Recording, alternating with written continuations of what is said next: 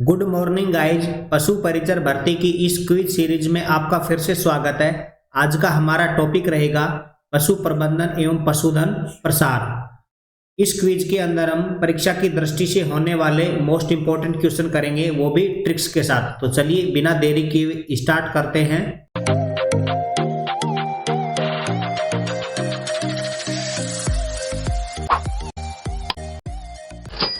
Question first, गाय को चिन्हित करने की प्रचलित सर्वश्रेष्ठ विधि है। ऑप्शंस देखिए, ब्रांडिंग, टैटूइंग, पेंटिंग, टैगिंग। हमारा यहाँ पर राइट आंसर हो जाएगा ऑप्शन बी, टैटूइंग। जो टैटूइंग विधि है ये गाय को चिन्हित करने की प्रचलित सर्वश्रेष्ठ विधि है। इस विधि के अंदर जो गाय के जो कानों की मोटी नसें होती हैं उनके बीच में गुदाई की जाती है, यानी कि वहां पर टैटू बना दिया जाता है। ये टैटू है वो काले रंग का होता है, जिसके कारण ये विधि है वो काले पशुओं के लिए अनुपयुक्त होती है। जैसे कि भैंस के लिए जो टैटूइंग विधि है ये अनुपयुक्त विधि है। इसी के साथ हम बात करेंगे ऑप्शन ए की, ब्रांडिंग की, जो कि ऊंट, घोड़े व भैंस को चिन्हित करने की प्रचलित सर्वश्रेष्ठ विधि है। इस विधि के अंदर जो ऊंट, घोड़े और जो भैंस होते हैं इनके अंदर जो इनके जांग के निचले हिस्से में ब्रांडिंग की जाती है। ऑप्शन सी, पेंटिंग, जो कि भेड़ व बकरी के लिए प्रचलित सर्वश्रेष्ठ विधि है, यानी कि इसमें जो भेड़ और बकरी होते हैं उनमें किसी भी आकृति की पेंटिंग बना दी जाती है। इसी के साथ ऑप्शन डी, टैगिंग, ये प्रचलित है पक्षियों के लिए, यानी कि पक्षियों में एक छल्ला बना दिया जाता है, वो छल्ला किसी भी आकृति का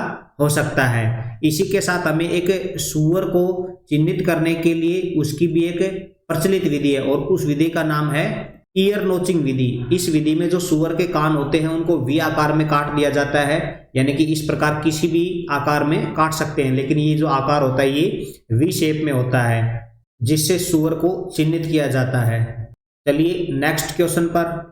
क्वेश्चन 2, पशुओं के लिए पशु आहार से संबंधित कौन सा कथन सही नहीं है। इसमें हमें जो गलत कथन है वो बताना है। ऑप्शन ए, पशुओं को चारा हमेशा नाद में ही खिलाना चाहिए। ये क्वेश्चन के अकॉर्डिंग गलत ऑप्शन हो जाएगा, क्योंकि वैसे ये राइट ऑप्शन है। जो पशुओं को चारा है वो हमेशा नाद में खिलाना चाहिए। ये नाद होती है पशुओं की, एक रूप से हम कहें प्लेट या थाली, जो कि सीमेंट की या पत्थर की बनी हो सकती है, जिसमें पशु है वो खाना खाते हैं अपना, यानी कि चारा खाते हैं। इसी के साथ ऑप्शन बी, पशुओं के आहार में स्थानीय व सस्ते चारे को सम्मिलित करना चाहिए। बिल्कुल करना चाहिए, क्योंकि ऐसा करने से जो पशुपालक की जो लागत है उसमें कमी होती है और पशुपालक आर्थिक रूप से मजबूत भी रहता है। तो ये क्वेश्चन के अकॉर्डिंग हमारा गलत ऑप्शन हो जाएगा, वैसे राइट है। इसी के साथ ऑप्शन सी, पशुओं को हरा चारा काट कर ही खिलाना चाहिए, ये भी हमारा रॉन्ग आंसर हो जाएगा क्वेश्चन के अकॉर्डिंग, क्योंकि जो हरा चारा होता है उसे काट कर ही खिलाना चाहिए,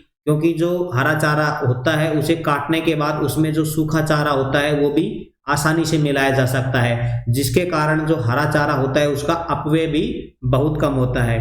इसी के साथ ऑप्शन डी, दाने का मिश्रण खिलाने से तुरंत पूर्व तैयार करना चाहिए। ये जो कथन है, स्टेटमेंट है, ये गलत है, लेकिन क्वेश्चन के अकॉर्डिंग यही हमारा राइट आंसर हो जाएगा।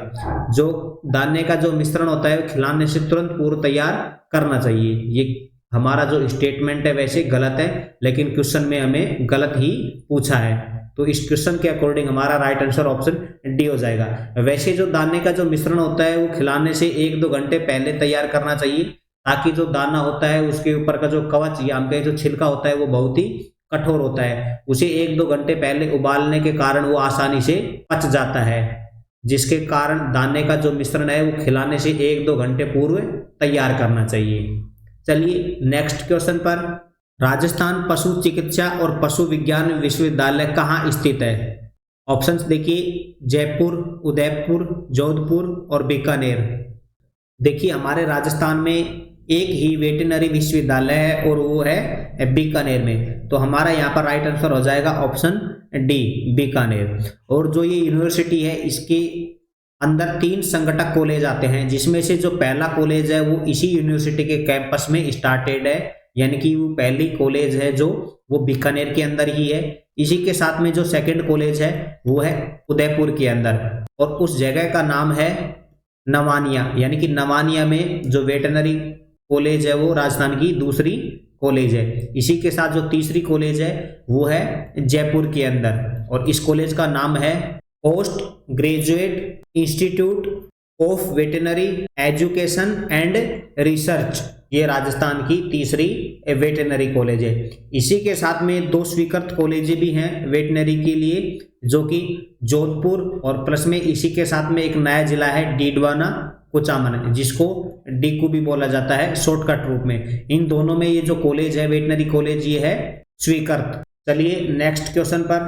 क्वेश्चन 4, सुअर के मांस को किस नाम से जाना जाता है?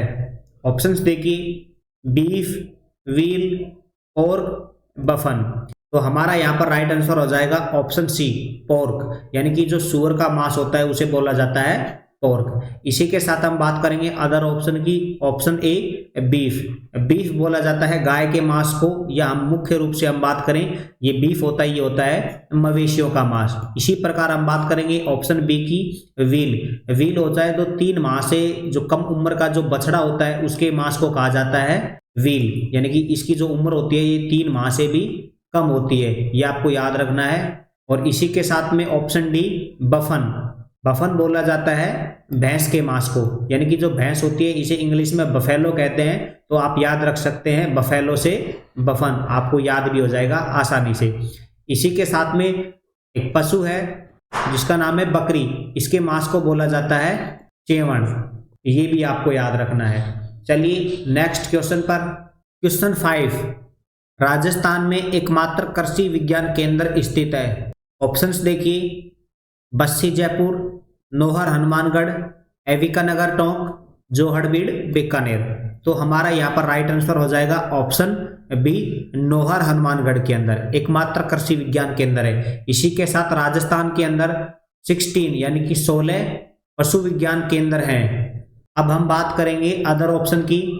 ऑप्शन ए बस्सी जयपुर, यहाँ पर गोवंश संवर्धन फार्म है जो कि जर्सी गाय व मुर्रा भैंस के लिए है। और ऑप्शन सी एविका नगर टोंक, यहाँ पर केंद्रीय भेड़ व ऊन अनुसंधान केंद्र है। और ऑप्शन डी जोहड़बीड़ बीकानेर, यहाँ पर राष्ट्रीय ऊंट अनुसंधान केंद्र है।